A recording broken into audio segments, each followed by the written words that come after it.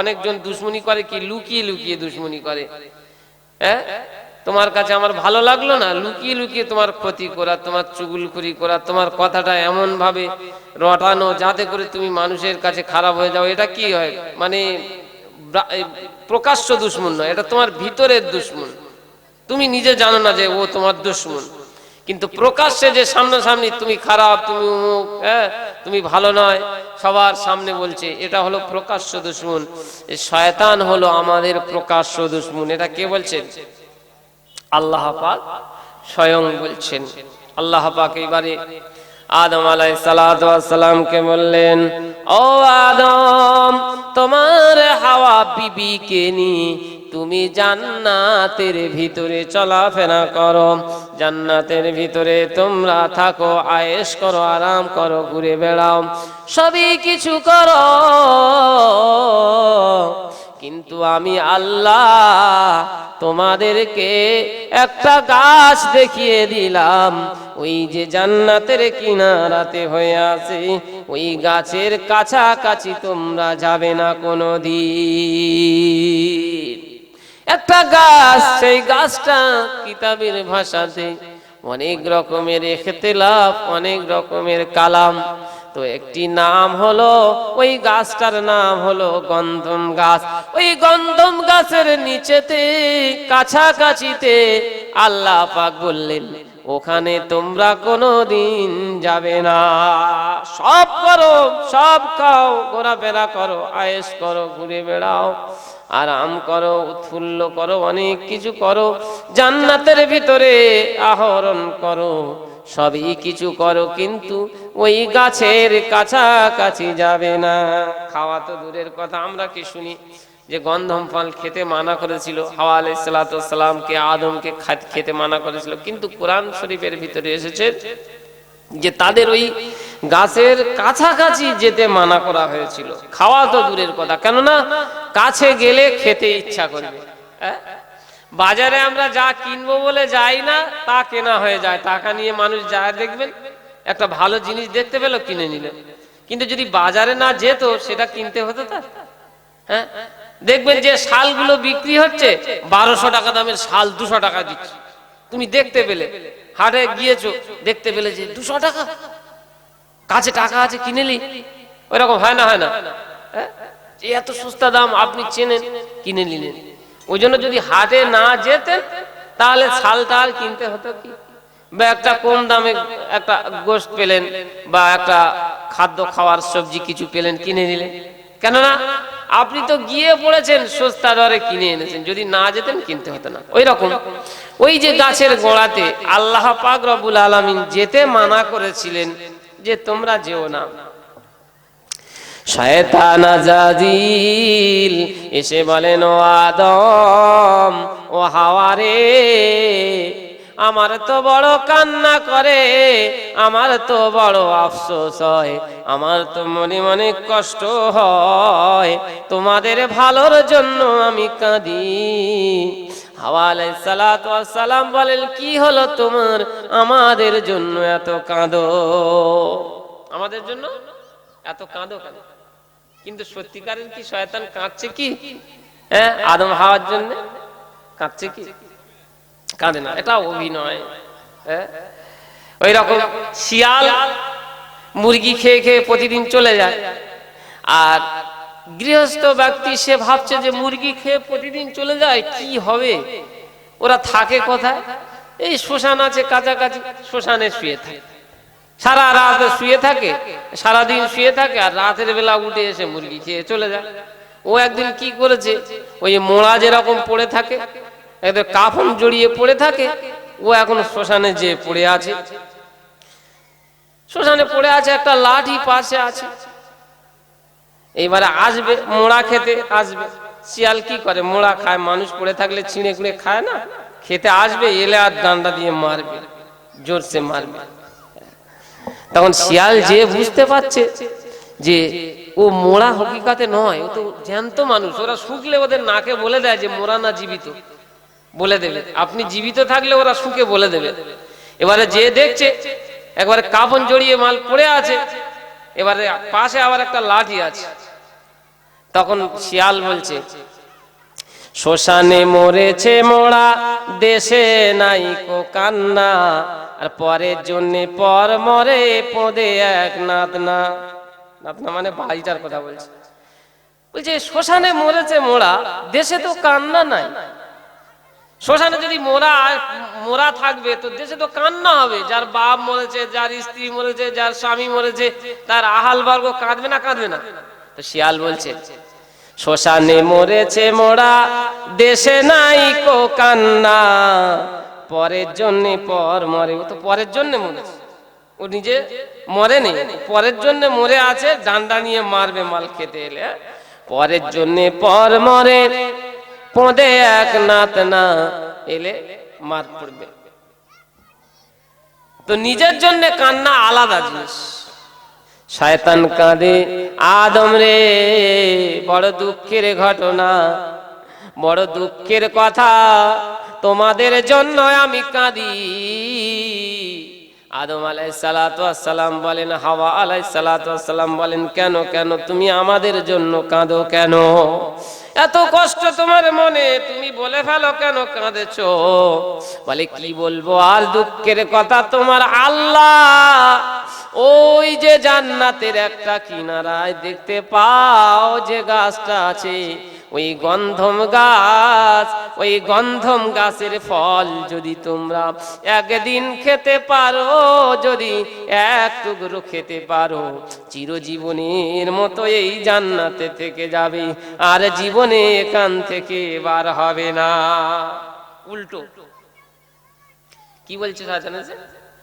আমাদের কিন্তু এই পার্থিব জগতে শয়তান আমাদের মগজ ধোলাই করে, এরকম উল্টো মগজ ধোলাই করে।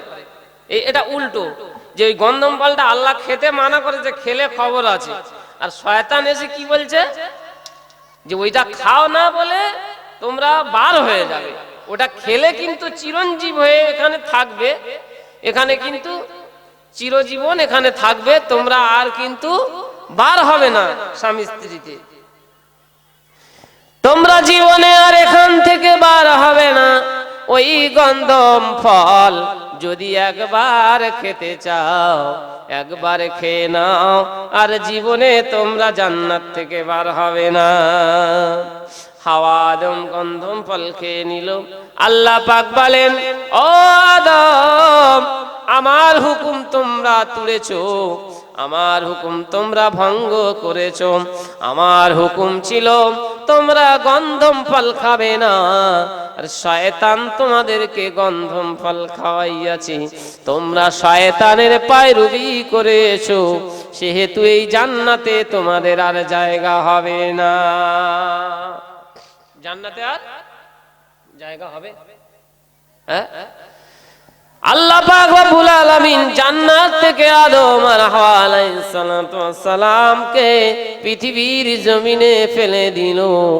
আল্লাহর কাছে কেঁদে কেঁদে কেঁদে কেঁদে বলে, আদম আর হাওয়া আলাইহিস সালাতু ওয়াস সালাম আল্লাহর কাছে কাঁদেন, আল্লাহ আমাদের ক্ষমা করে দাও, আল্লাহ আমাদের ক্ষমা করে দাও। আল্লাহর কাছে কেঁদে কেঁদে কেঁদে কেঁদে চিরজীবন কাঁদতে রইল। 300 বছর হয়ে গেল।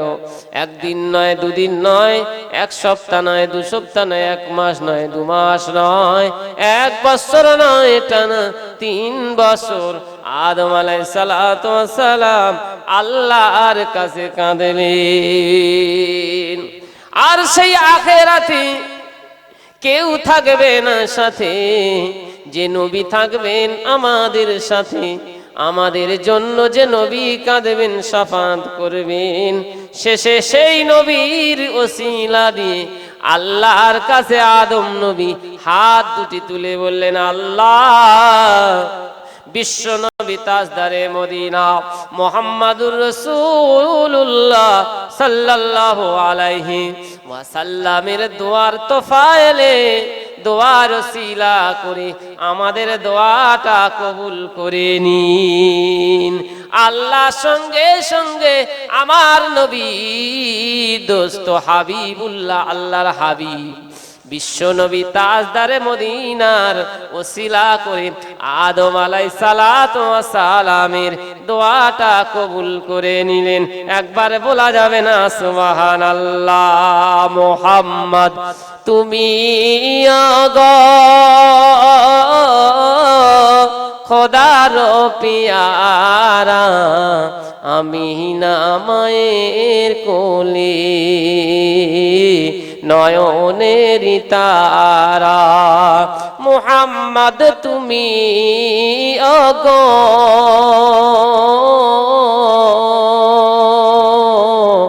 মুহাম্মদ তুমি ওগো খোদার পিয়ারা,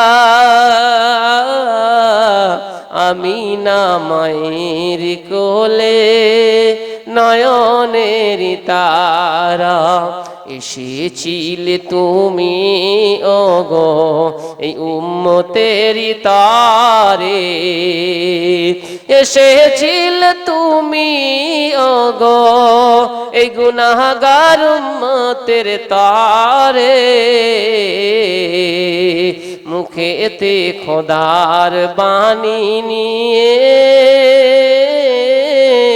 কোরআন যে হাতে, মুহাম্মদ তুমি ওগো খোদার পিয়ারা, আমিনা মায়ের কোলে নয়নের তারা। আমার নবী বিশ্ব নবী দুজাহানের বাদশাহ মুহাম্মদুর রাসূলুল্লাহ, আল্লাহর এত প্রিয় মেহবুব, সারা পৃথিবীর জমিনে যাহা কিছু আছে সবই আল্লাহর নবী বিশ্ব নবী মুহাম্মদুর রাসূলুল্লাহ সাল্লাল্লাহু আলাইহি ওয়াসাল্লামের জন্য আল্লাহ পাক রব্বুল আলামিন সৃষ্টি জগৎকে সৃষ্টি করলেন। আল্লাহ পাক রব্বুল আলামিন আমার নবীকে এত ভালোবেসেছেন, এত মহব্বত করেছেন, নিজের নামটাকে নিজের পাশে, নিজের নামের পাশে দিয়ে লিপিবদ্ধ করে আল্লাহর আরশে মুআল্লাতে লাওহে মাহফুজে সমস্ত জায়গায় আল্লাহ পাক আল্লাহর হাবিবের নামের সঙ্গে নিজের নামটা লিখে সুন্দরভাবে ঘোষণা করলেন, লা ইলাহা ইল্লাল্লাহু মুহাম্মাদুর রাসূলুল্লাহ। তাহলে আদম নবী আল্লাহর নবীর ওসিলা করে দোয়া চাইলেন, আল্লাহ পাক কবুল করে নিলেন নাকি? 300 বছর কেঁদেছেন, নিজের জন্য অনেক কিছু বলেছেন, অনেক কিছু করেছেন। আল্লাহ তুমি ক্ষমা করো, আমি ভুল করেছি, অনেক কিছু করেছি। নবী মুহাম্মদুর রাসূলুল্লাহ যখন তোফায়েলে যখন তার ওসিলা করে দোয়া চাইলেন, আল্লাহ পাক রব্বুল আলামিন তার দোয়াকে কবুল করে নিলেন। একবার বলা যাবে না সুবহানাল্লাহ? নারায়ে তাকবীর। একটু জমে জমে বসি, নারায়ে তাকবীর। একটু কাছে কাছে এসে বসি। আল্লাহ পাক রব্বুল আলামিন রহমত বর্ষণ করবেন, আর ফাঁকা জায়গা রেখে দিলে শয়তান সেখানে গিয়ে মগজ ধোলাই করবে, বলবে একটু ঘুরে আসি, ভালো বক্তা এলে আবার আসবো। আর এর ভিতরে যে নেকিগুলো সব আমলনামাতে উড়ে গেল। কেননা শয়তান তো মগজ ধোলাই করছে আল্লাহর কাছ থেকে। আল্লাহর কাছ থেকে এটা তো হুকুম এনেছে যে আমি শয়তান ওদের মগজ ধোলাই করব। ঠিক না বেঠিক? শয়তান বলেন, ও পৃথিবীর জমিনের মুসলমান, তুমি তো আরো 60 বছর বেঁচে থাকবে। সবে তো তোমার 25 হয়েছে, তোমার বাবা তো গেল 80 বছর বয়সে, তুমি তো আরো 60 বছর বাঁচবে। তোমার বাবা গেছে 85 বছর বয়সে, তুমি তো তোমার বাবার মতো আরো বেঁচে থাকবে। মুসলমান, শয়তান কেমন ধোঁকা দিচ্ছে মনের ভিতরে একটু দেখুন, একটু মেপে দেখুন পাল্লাতে। আমরা যে কথাটা ভাবছি সেটা আল্লাহর কথা না এটা শয়তানের কথা, একটু পাল্লাতে ওজন করে দেখি। ভাই ওজন করবো তো? হ্যাঁ, যে আমরা যে মনে মনে করছি আরো অনেক দিন বাঁচবো নাকি? ও মুসলমান, আমরা যখন মাইয়েতকে কবরে শোয়াই তখন কি বলি? ভাই রাগ করবেন না কিন্তু, হ্যাঁ, হাদিস কোরআনের কথা বললে রাগ হয় অনেকের আবার, হ্যাঁ, যে আমার গায়ে পড়লো। হাদিস কোরআন সারা পৃথিবীর বিশ্বের মানুষের জন্য, হ্যাঁ, ইরাক ইরান সমস্ত মানুষের জন্য, ভারতবর্ষ, পশ্চিম বাংলা, কুয়েত, কাতার, দুবাই, সমস্ত যত দেশ আছে সারা পৃথিবীর বিশ্বের মানুষের জন্য, নাকি নাকি আলাদা আলাদা হাদিস আছে। শয়তান বলেন আরো, একদিন জীবিত থাকবে তুমি মুসলমান, শয়তান তোমাকে মগজ ধোলাই করছে, তুমি বেঁচে থাকবে অনেক দিন, কিন্তু মুসলমান আগামীকাল আপনি বেঁচে থাকবেন কিনা আপনার কি কোনো গ্যারান্টি আছে? আছে গ্যারান্টি আছে?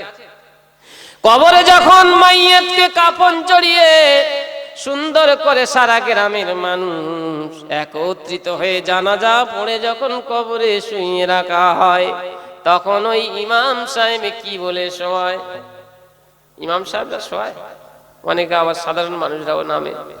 তো নামার সময় একটু ভালো দোয়া পড়ে নামার দরকার নাই? দরকার নাই। ও মুসলমান, মাইয়ের যখন মারা যায় সবাই পিছনে পিছনে যায়, গিয়ে কবরে শোয়াবের সময় তখন বলা হচ্ছে কি, বিসমিল্লাহি ওয়া বিল্লাহি ওয়া আলা মিল্লাতি রাসূলিল্লাহ, এই কথাটা বলা হয় না? আল্লাহ, তোমার নবীর সুন্নতের উপরে আমি, তোমার যে ইসলামের যে হুকুম আহকাম, নবীর যে তরিকা, নবীর যে পদ্ধতি, নবীর যে অনুসরণ অনুকরণ, সেই তার উপরে আমি এই মাইয়াতকে রেখে দিলাম। লা ইলাহা ইল্লাল্লাহ মুহাম্মাদুর রাসূলুল্লাহ। ব্রাম ব্রাম করে বড় বড় চাই ফেলে দিল বুকের উপরে, সব চলে আসছে। আর যে শুয়ে দিয়ে আসছে সে কি বলছে? যে আল্লাহ এবং আল্লাহর হাবিবের যে তরিকা, নবীর যে তরিকা, সেই তরিকার উপরে আমি মাইয়াতকে শুইয়ে দিলাম। কি বলছে? তাহলে নবীর যে তরিকা, যে নবীর যে সুন্নত, সেই সুন্নতটা আমার ভিতরে আছে তো? আমার এখনো পর্যন্ত আমার দাড়িটা একটু বড় হলো না। নবীর যে সুন্নত, যে সুন্নতটা আমি আজকের রাখতে পারলাম না, কিসের লজ্জা, কিসের অসুবিধা, কিসের কষ্ট মনের ভিতরে কিছু বুঝতে পারি না। আর মনে কষ্ট হচ্ছে। আমাদের দরকার না দরকার না বলো? আমি তো কাল, আগামী কাল মারা যেতে পারি নাকি? যে আজকের যে এখানে এসছি, এখান থেকে হেঁটে যে আমি ঘরে যাব, এটা আমার কোনো গ্যারান্টি আছে কি? আর আমি কি বলছি যে এখন বয়স বাকি রয়েছে, 2-4 দিন বেঁচে আজ, আরো তো একটু আয়েশ আরাম করে নি, একটু ভালোভাবে স্টাইল দিয়ে নি, একটু পোশাক আশাক একটু রেন করে চলি, সুন্দর শার্ট কোট বুট সব কিছু পরে চলাফেরা করি, যা হবে পরে সুন্নতি জামা গায়ে দেবো, স্পেশাল করে একেবারে নামাজি হয়ে যাব, আর জীবনে নামাজ ছাড়বো না। এরকম মনে মনে করি আমরা, করি না? করি না? করি না? করি না বলো? আকসার মানুষ করে না? ও মুসলমান, আগামীকাল পর্যন্ত আপনি যে বেঁচে থাকবেন, আপনার বাবা 85 বছর বয়সে মারা গিয়েছেন, আপনি যে 80 বছর বাঁচবেন, এই যে মগজ ধোলাইটা কে করছে? শয়তান। শয়তান তোমার মগজে এটা ধরাচ্ছে, তোমার ব্রেনটা ওয়াশ করছে। তোমার বাপ তো 85 বছর বয়সে মরলো, তোমার কোনো রোগ আছে শরীরে? কিচ্ছু নেই, তুমি স্ট্রং আছো। থামো না, দেরি করো।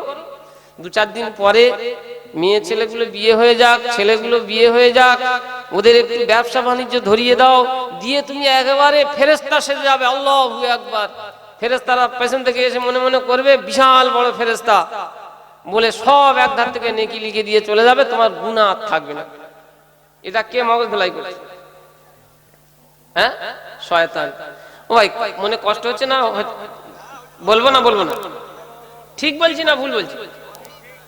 আমরা অনেকে এরকম ভাবে যে একেবারে গুছিয়ে গাছিয়ে ভালো করে সেজে গুজে একেবারে ইল্লাল্লাহ জিকির করা ধরবো, আর আমার কেউ ছাড়াতে পারবে না।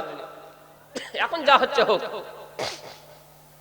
ও মুসলমান, শয়তানের অনুকরণ অনুসরণ সবই কিছু বিরেন্তে হটিয়ে দিই।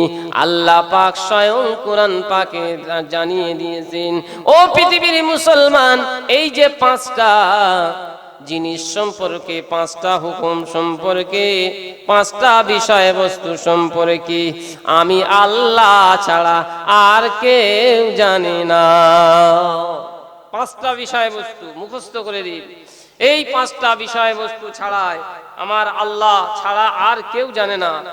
কোন মহাপুরুষ, কোন নবী, কোন ওলি, কোন আউলিয়া, গাউস, কুতুব, মুমিন, মুমিনাত, হুফাজ একরাম, হুজ্জাজ একরাম, ওলামা একরাম, বড় বড় মাপের মানুষেরা কারোর জানার ক্ষমতা নাই, একমাত্র আল্লাহর কাছে আছে। আল্লাহ পাক যদি তাকে জানান তবে সে জানতে পারবে, তা না তো আল্লাহর কাছে স্বয়ং সেটা একেবারে হেফাজত করা আছে। পাঁচটা বিষয়বস্তু কি? আল্লাহ পাক রব্বুল আলামিন জানিয়েছেন, বিসমিল্লাহির রহমানির রহিম, ইন্নাল্লাহা ইনদাহু ইলমুস সাআহ। আল্লাহ পাক রব্বুল আলামিন বলছেন, আমার কাছে পাঁচটা বিষয়ে জ্ঞান আমার কাছে আছে। ইনদাহু মানে নিজের কাছে, ইনদাহু মানে আমার কাছে, আর কারোর কাছে। ইলমুস সাআহ, কখন কিয়ামত আসবে এই খবর কেউ তোমাদের দিতে পারবে না। কোন সময়, কোন দিনে, কেমন ভাবে কিয়ামতটা আসবে হঠাৎ করে আজকে এসে যেতে পারে, কাল এসে যেতে পারে। কোন দিনে আসবে কেউ সঠিক বলতে পারবে না। আল্লাহ পাক রব্বুল আলামিন জানিয়েছেন দু নম্বরই, একটা করে গুনুন। এক নম্বর কিয়ামত সম্পর্কে, দু নম্বর আল্লাহ পাক জানিয়েছেন ওয়ায়ুনাজিলুল গায়সা। গায়স মানে আসমান থেকে বারিশ বর্ষণ কোন সময় হবে, আসমান থেকে পানি কখন হবে। আমরা যদি মনে করি যে আগামী কাল হবে, কোনো ক্ষমতা নাই বলার। আল্লাহ পাক জানেন কখন বৃষ্টি পৃথিবীর জমিনে দেব আমি। ওয়ায়ুনাজিলুল গায়সা, আসমান থেকে বারিশ বর্ষণ হবে কোন সময় আমি আল্লাহ ছাড়া কেউ বলতে পারবে না। ওয়ায়ালামু মা ফিল আরহাম,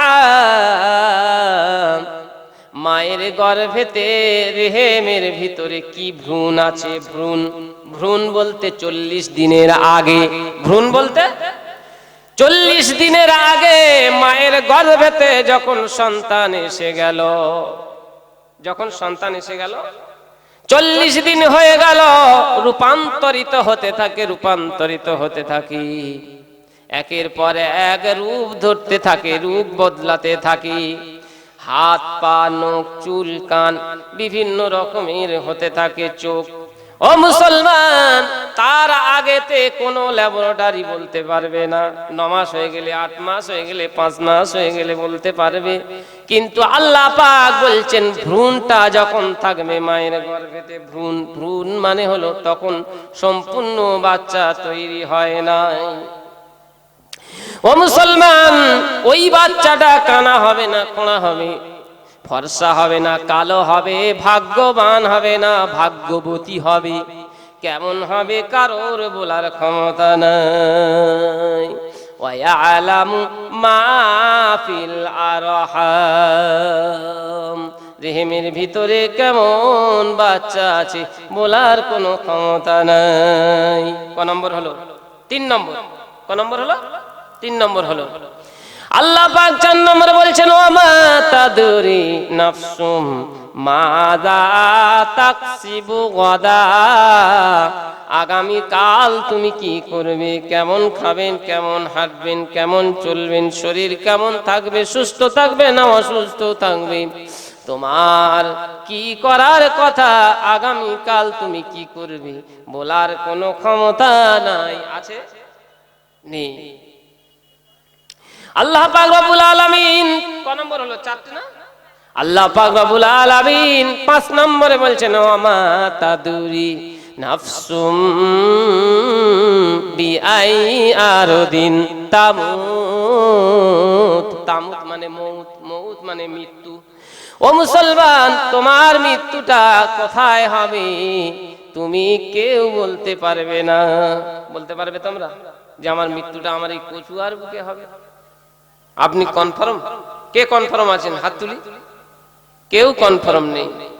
দিল্লিতে হবে না, গুজরাটে, সুরাটে হবে না, বোম্বাইতে, আরবে হবে না, ইরাকে হবে, ইরানে হবে না, সৌদিতে, কোথায় হবে আপনার বলার কোনো ক্ষমতা নাই। আছে? তাহলে আপনি কি করে বলছেন যে আরো 50 বছর বাঁচবো? তাহলে মুসলমান আজ থেকে নিয়ত করে নি যে আমি আগামী কাল আমার মৃত্যু হয়ে যেতে পারে, আজ থেকে আমি নামাজি হয়ে যাব, আমি সুন্নতের উপরে পাবন্দি করব, কোনদিন সুন্নতের বরখেলাপ চলবো না। মুসলমান সুন্নতের উপরে পাবন্দি করে 5 ওয়াক্ত নামাজ আমরা আদায় করি ইনশাআল্লাহ। নামাজ আদায় করবো তো? হ্যাঁ। পাখি সব করে রব রাতি পোহাইল, কাননি কুসুম কলি সকলে ফুটিল। পাখি সব করে রব রাতি পোহাইল, কাননি কুসুম কলি সকলে ফুটিল। রাখাল গরুর পাল লয়ে যায় মাঠে, শিশু সব শিশুগণ দেয় মন নিজ নিজ পাঠে। তুমি মুসলমান বটে, তোমাকে দেখতে পেলাম না মসজিদের ঘাটে। সকাল হতে সন্ধ্যা, সন্ধ্যা হতে সকাল, 5 ওয়াক্ত নামাজ। ও মুসলমান, ফজরের নামাজ যদি আপনি আদায় করেন জামাতের সঙ্গে, আর ইশায়ের নামাজ আপনি যদি জামাতের সঙ্গে পড়ে আপনি যদি ঘুমিয়ে যান, আল্লাহ পাক রব্বুল আলামিন তোমার সারা রাত ইবাদতের মধ্যে গণ্য করবেন। একবার বলা যাবে না সুবহানাল্লাহ? শুধু আল্লাহ পাকের দরবারে এতটুকু বলে শুয়ে পড়বেন, আল্লাহুম্মা বিসমিকা আমুতু ওয়া আহইয়া। আল্লাহ তোমার নামে আমি মরি, তোমার নামে আবার জাগি। আমরা কোনদিন বলেছি তো ইনশাআল্লাহ দোয়া পড়ে শোবো, কেননা আল্লাহ পাক মৃত্যু নামে যে ঘুম দিয়েছে, এই যে ঘুম, এটা মৃত্যুর সমতুল্য। মৃত্যুর ভাই ঘুম। মৃত্যুর ভাই কি? ঘুম। এই যে ঘুমিয়ে পড়লেন মানে আপনার আর পৃথিবীর কোনো খবর নাই। হ্যাঁ, হরেক রকমের স্বপ্ন দেখেন, কিন্তু কোথায় যাচ্ছেন, কোথায় উড়ে বেড়াচ্ছেন তার ঠিক নেই। ডানা ওঠে, তখন আরবে চলে যান, যেখানে যুদ্ধ হচ্ছে সেখানেও চলে যাবেন, ইরাকে চলে যাবেন, ইরানে চলে যাবেন, সৌদিতে চলে যাবেন, কোনো খবর নেই। সকালবেলা ছেঁড়া কেদায় শুয়ে আছে। হ্যাঁ। ও মুসলমান, কাফন পরার আগে আগে আল্লাহর কাছে তওবা করি, আল্লাহ তুমি আমার জীবনের গুনাহগুলো মাফ করে দাও, আল্লাহ তুমি আমার জীবনের গুনাহগুলো ক্ষমা করে দাও। দোকানে গিয়ে বলছে, এই আমার এমন একটা পোশাক দাও যেন আমি পরলে যেন গ্রামের মানুষ আমার পিছনে পিছনে ঘুরে যেন। দাও একটা কাপড় নিয়ে দাও, সব থেকে দামি পোশাক। ওই পোশাক যেদিন পরবে তোমার পিছনে পিছনে সবাই ঘুরবে নাকি? হ্যাঁ। দোকানে গিয়ে বলছে যে এমন একটা পোশাক দাও যেন আমি পরলে যেন আমার পিছন পিছন গ্রামের লোক ঘোরে। তখন মালিক বলছে, এই বেটা কাফনের কাপড় দিয়ে দে, ও পরলে শেষবারের মতো না, ওর পিছন পিছন লোক জানাজার জন্য ছুটবে। হ্যাঁ। আর এ মনে মনে করছে, না আমি যদি হাঁটু কেটে যদি পরি, প্যান্টটা পরি, তো বাস লোক আমার দিকে তাকাবে। এত সোজা। যখন কাফন পরে দেখো পিছন পিছন লোক কিরকম ছোটে, আর ওই হাঁটু কেটে ঘুরবে, কেউ তাকাবে না। ও শয়তান তোমার উপরে বদদোয়া করবে, শয়তান তোমার বাহবা দেবে, আর ফেরেশতারা বলবে তোমার ইমানের খাতায় থেকে নাম কাটা, আর তোমার বাপেরও কাটা। হ্যাঁ, তোমার বাপ দেখে চুপ করে আছে, মনে কোনো দুঃখ নাই, আর তুমি পরে খুব আনন্দ পাচ্ছ। এই ইমানের খাতায় থেকে তোমাদের নাম কাটা, তোমাদের ইমান হলো কাঁচা। হ্যাঁ। ও মুসলমান, আল্লাহর কাছে কাঁদি, আল্লাহ আমাদেরকে ক্ষমা করে দিন। যাহা কিছু গুনাহ করেছি রাতে দিনে, গোপনে প্রকাশ্যে, কেউ জানে না গুনাহ করেছে, স্বামী গুনাহ করেছে স্ত্রী জানে না, স্ত্রী গুনাহ। আপনি যদি একটা ভালো মনের মানুষ হন তাহলে ভিডিওতে একটি লাইক এন্ড চ্যানেলটিকে সাবস্ক্রাইব করুন। আর হ্যাঁ বন্ধুরা, আমি এটা বলি যে সাবস্ক্রাইব করতে কোনো টাকা লাগে না, তাই কিপটামো না করে একটা লাইক এবং একটা সাবস্ক্রাইব করে দাও।